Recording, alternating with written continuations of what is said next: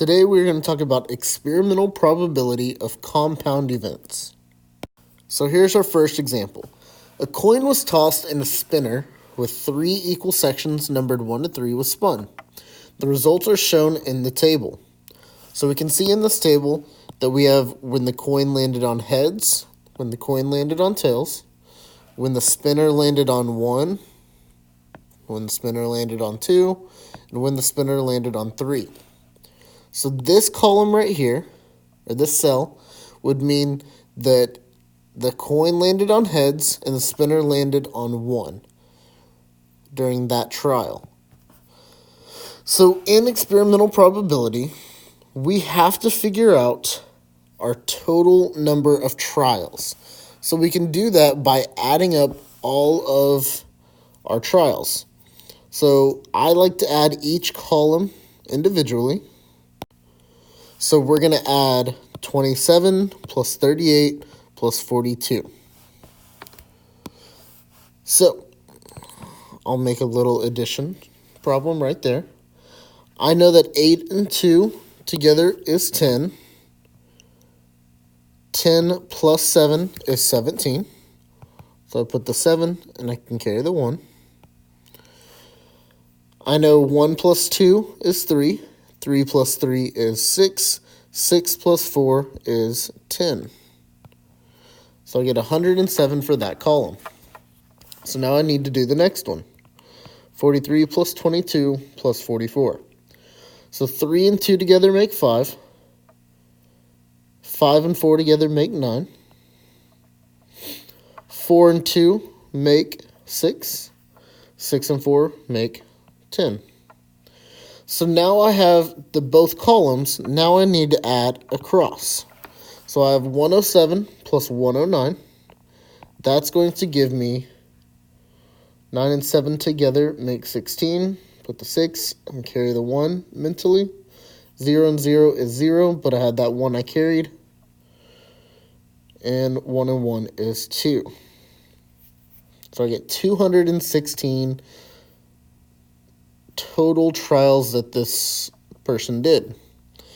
Now, the question says, what is the experimental probability that the next toss will spin, the next toss and spin will result in 2 and heads? So I'm going to use my highlighter, and I'm going to highlight where it says 2, and then I'm going to highlight where it says heads. So where does that overlap? It overlaps right here at 38. So what that tells us is 38 is going to be our top number in the fraction, because that's the specific number of trials that we want. And then the bottom number is that total number that we got earlier, which is 216. Now this can be reduced. We can always start with the smallest because that is the easiest to reduce by. So we know it can be divided by 2 because they are both even numbers. 38 divided by 2 is 19. 216 divided by 2 is 108. And that cannot be simplified anymore, so our answer would be 19 out of 108. So what that tells me is the probability to get a 2 and a heads would be 19 out of the next 108 trials we do. Here's our second example. A receptionist recorded the number of people who took an elevator up from his floor and the number who took the elevator down. He also noted the number of men and women. The table shows the results. What is the experimental probability that the next person will be a man taking the elevator down? So the first things first is we have to add up and find the total number of trials. So I start with the elevator up. I know 2 plus 8 is 10, so I put the 0, carry the 1. 1 and 5 is 6. 6 and 3 is 9. Now I need to do elevator down. 6 and 0 is 6. 4 and 4 is 8. Now I can add those together. 90 plus 86, so we have 0 and 6 is 6. 9 and 8 is 17, so I get 176. Now, we saw that it said a man taking the elevator down. So I'm going to go use my highlighter. We want elevator down,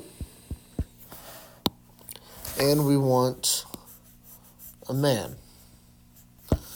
So where does that overlap? Right here. That is both colors. So our top number we know is 46. The bottom number is the total number, which is that 176. Now this can be reduced. Again, they're both even, so we can always divide that by 2. That is the easiest. 46 divided by 2 is 23. 176 divided by 2 is 88.